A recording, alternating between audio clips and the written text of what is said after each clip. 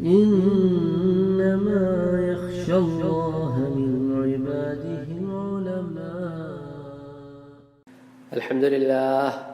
الحمد لله نستعينه ونستغفره ونؤمن به ونتوكل عليه ونعوذ بالله من شرور أنفسنا ومن سيئات أعمالنا فمن يهده الله فلا مضل له ومن يضلل فلا هادي له وأشهد أن لا إله إلا الله وأشهد أن محمدا عبده ورسوله أرسله بالحق بشيرا ونذيرا. اللهم صل على سيدنا محمد صلى الله عليه وسلم. رب اشرح لي صدري ويسر لي أمري واحلل عقدة من لساني يفقه قولي. ربنا زدنا علما. From the past few weeks I've been here, we're talking about an angle of love in the light of Quran and Hadith. It's a very, very important aspect of faith to be loving, to be merciful, to be kind. This has been the message, always. We talked about the mercy of Allah subhanahu wa ta'ala last time, and we're going to continue to talk about it, but today we're going to talk about this angle of love from another perspective. Allah subhanahu wa ta'ala says in the Holy Quran, Muhammad Rasulullah. Muhammad is the messenger of Allah subhanahu wa ta'ala. وَالَّذِينَ مَعَهُ, and those who are in his companionship. Those who are his companions. So Muhammad is so merciful and kind and loving, sallallahu alayhi wa sallam, that is depicted in his companions. And as a result of this learning process, staying with the Prophet, how Allah subhanahu wa ta'ala defines them in the Quran, رَحَمَاءُ بَيْنَهُمْ, they're merciful and loving towards each other. And on the other side, O Prophet Muhammad sallallahu alayhi wa sallam, you see them, وَتَرَاهُمْ رُكَّعًا سُجَّدًا, and you observe them, you look at them as the people who will going to bow down in front of Allah subhanahu wa ta'ala in the form of ruku' and sujood. And why do they do that? يَبْتَغُونَ فَضْلًا مِّنَ اللَّهِ وَرِضْوَانًا, because they are seeking the bounty from Allah and they're looking for His pleasure. So they're extremely pious, very focused people. They are at a level where Allah subhanahu wa ta'ala presents them in the society as a role model. And Allah subhanahu wa ta'ala tells the people of Medina who have not yet believed, وَإِذَا قِيلَ لَهُمْ آمِنُوا كَمَا آمَنَ النَّاسِ, believe like these people have believed. Believe like them, because they are the role models. So Allah subhanahu wa ta'ala is giving example of their iman. And these are the people who are at the state of رُحَمَاءُ بَيْنَهُمْ. They're at the state of loving and caring for each other. And at the same time, they are worshipping Allah subhanahu wa ta'ala with the intention of pleasing Him and Him alone. Now sometimes what happens in our life, there are people who concentrate on one aspect and totally ignore the other. Now it's quite possible some of us may be stronger in one aspect and may not be as strong in the other, but both are extremely important, huququllah and huququl ibad, the rights of Allah on you and the rights of the beings on you. Prophet Muhammad sallallahu alayhi wa sallam said, reported by Imam al-Bukhari, reported by the companion Jarir bin Abdullah radiyallahu ta'ala anhu, قال رسول الله صلى الله عليه وسلم, لا يرحم الله من لا يرحم الناس. Allah is not merciful on those that are not merciful on the beings. Allah is not merciful on those who are not merciful. In another hadith reported by Imam Bukhari and Imam Muslim, this is muttafaqun alayh. And Allah loves you. And Allah loves you. And Allah loves you very much. That is why this hadith and any of the previous hadiths that I have told you depicts His love and mercy.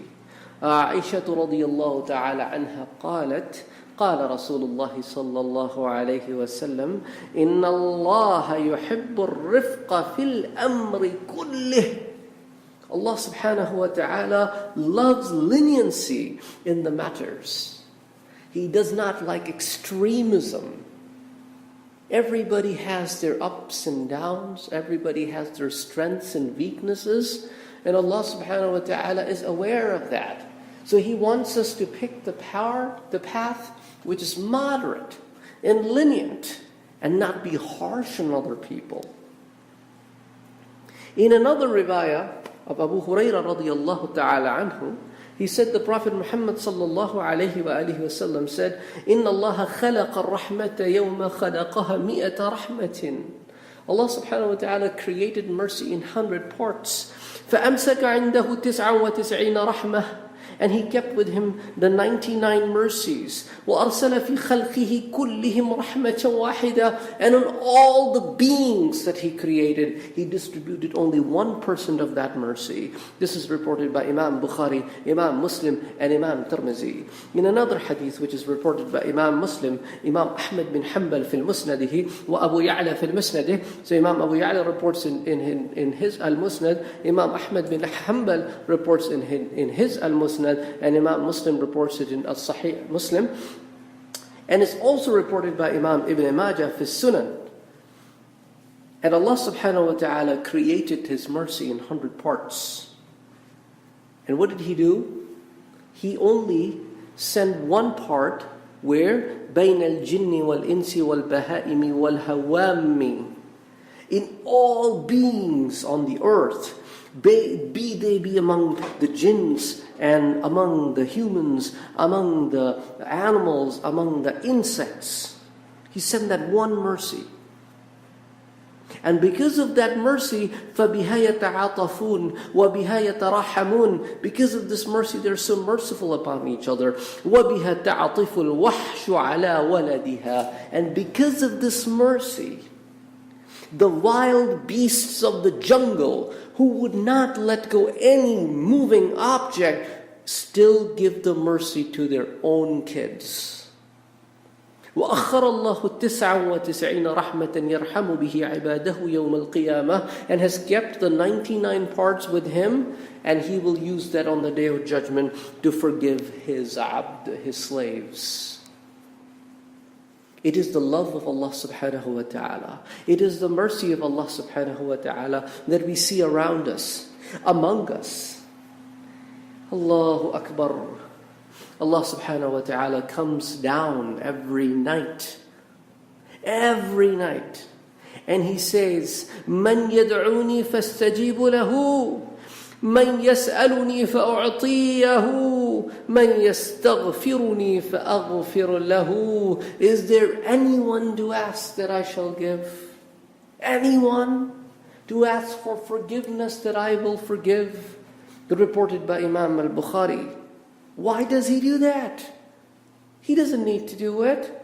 If He sent all of us in the heavens, will not going to make any difference to Him, or send all of us to hell, will not going to make any difference to Him, because He loves us. He wants to forgive us. He wants to forgive us. But what are we doing? And Allah subhanahu wa ta'ala's mercy is on us that He sent Prophet Muhammad sallallahu alayhi wa alihi wa sallam rahmatul lil alameen as our prophet. And we are from His ummah. And this is the kind of the prophet that when he entered the Makkah as a conqueror, these are the kind of people that did not deserve any mercy. If you look at what they did, they killed the Prophet's uncle, his cousins. These are the kind of people, because of them, so many companions were killed and tortured in Makkah. Hideous punishments.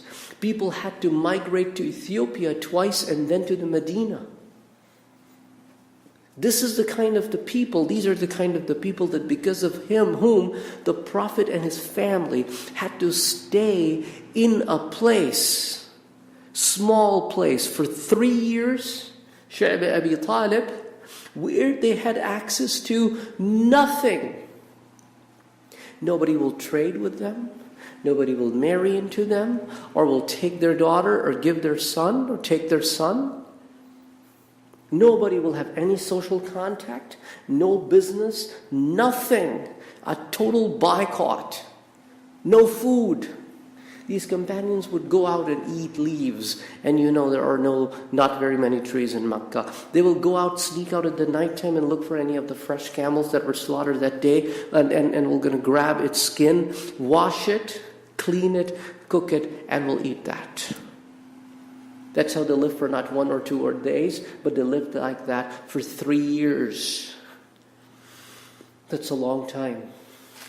And these are the kind of the people that when one of his generals, Saad ibn Abada, because he knows all this, says, who is from the Medina, Al-yawma yawmul malhama, that this is the day to take the revenge. The Prophet, when hearing upon this, says, La, no, don't say that. Al-yawma yawmul marhama, this is the day to be merciful. You think it's easy to let go of your enemy like that? To forgive him for what he has done? It's not easy. I'm telling you, it's not easy. When he was there for 3 years, he was raising 4 teenage girls at that time. It was not easy. It was not easy to see your old uncle get deteriorated in his health, and your wife. It's not easy. Allahu Akbar. But then this is the Prophet of mercy.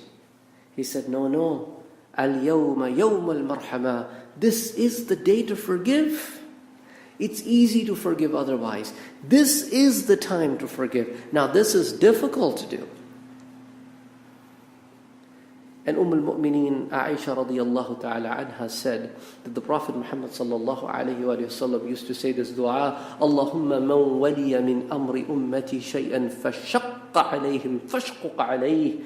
Anybody who has made to rule the people of this land, if they're hard upon them, Allah, you be hard on that person. وَمَنْ وَلِيَ مِنْ أَمْرِ أُمَّتِي شَيْئًا فَرَفَقَ بِهِمْ فَارْفُقْ بِهِ. And anybody who is made to rule over the people and is lenient towards them, you be lenient on that person. You be lenient on that person, Ya Allah. It doesn't matter. That person is in the capacity of a school principal. That person is in the capacity of a faculty, a teacher, a governor, a senator, a member of the House of Representatives, or be the president or the king. If shows mercy, he deserves a mercy, receives a mercy from Allah subhanahu wa ta'ala. If the person is hard, then Allah gets hard on him. Now, a lot of the time we see people around us, nothing happens to them, and they are the tyrants and the hard and the harsh people. Because remember, Allah subhanahu wa ta'ala has His own plan. Sometimes He gives time to these people, and then when He gets them very, very hard. And sometimes He gives them chance to repent, and they repent, and they become such awesome people that the other people's lives change because of them, just by seeing them. There's so many companions of the Prophet Muhammad sallallahu alaihi wasallam, and so many people who were the students of the companion. They were not born pious. Some of them were thieves. Some of them were drunkards, bad people. But something changed in their life. Now they've seen both sides. Now when a person approaches them and asks them, since they've seen both sides, they can tell them, you know what, I was on the bad side, and these were the side effects. And now I'm on the good side, and these are the good things. Don't go there, because you are going to hit these obstacles. Come here. Come towards Allah subhanahu wa ta'ala. So they can relate to the common man. This is the mercy of Allah subhanahu wa ta'ala, that He raises among us all kinds and sorts of people. This is His mercy. So that we can relate to them, they can relate to us. And these kind of people who had such a horrible past became great mufassirin, muhaddithin, and they were the scholars of fiqh, scholars of tafsir, the scholars of hadith. These kind of people. Things change for them. And Allah was all merciful. Allah has His own plan. We got to be kind. We got to be just. We got to be loving. We got to be caring. I would like to close it out with a story from the corporate world that happened this month.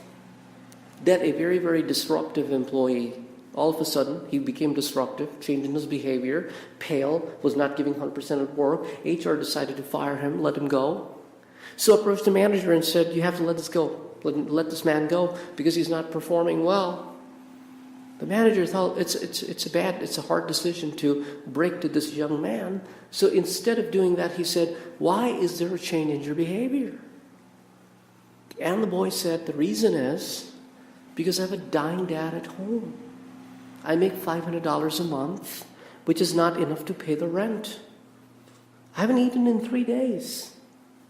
Oh my God. If that manager would not have asked that question, the future of that person might have been destroyed. But because he showed mercy and asked the question, now he took this answer to the HR. Now instead of firing him, the HR actually helped him get food for the month and pay his rent. So we got to be merciful. أقول قولي هذا وأستغفر الله لي ولكم ولسائر المسلمين فاستغفروه إنه هو الغفور الرحيم. وفوق كل